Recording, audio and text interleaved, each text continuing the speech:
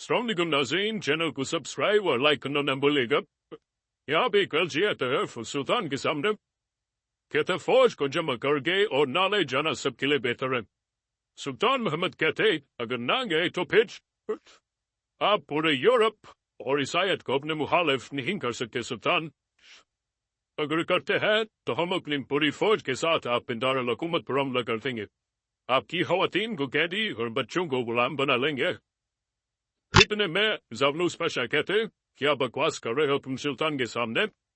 یہ سن کر سارے سردار سلطان کی طرف دیکھتے رہ گئے۔ ایلچی کہتے ایک کڈز کی طرح کچل دیں گے اور ہنستا رہا۔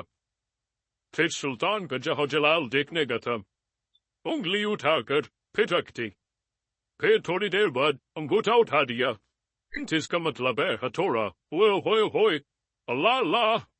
پھر سلطان کا رائٹ ہینڈ آگے بڑھا اور ہتھوڑا سلطان کے حضور پیش کیا۔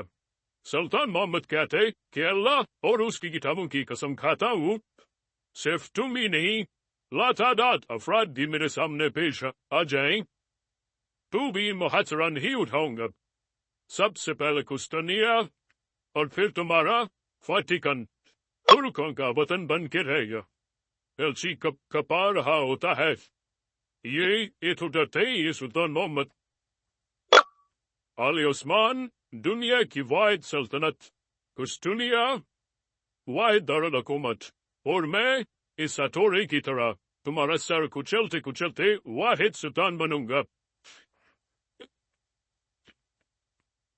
اور اس کا سر کچل جاتا ہے۔ سارے حضرات پھر خوف طاری ہو جاتا ہے، سب پریشان ہو جاتے ہیں کہ یہ سلطان نے کس طرح کی موت دے دی اس کو۔ سب کی زبان پہ طاری ہو جاتا ہے، سلطان محمد زندہ باد، سلطان محمد زندہ باد، سلطان محمد زندہ باد۔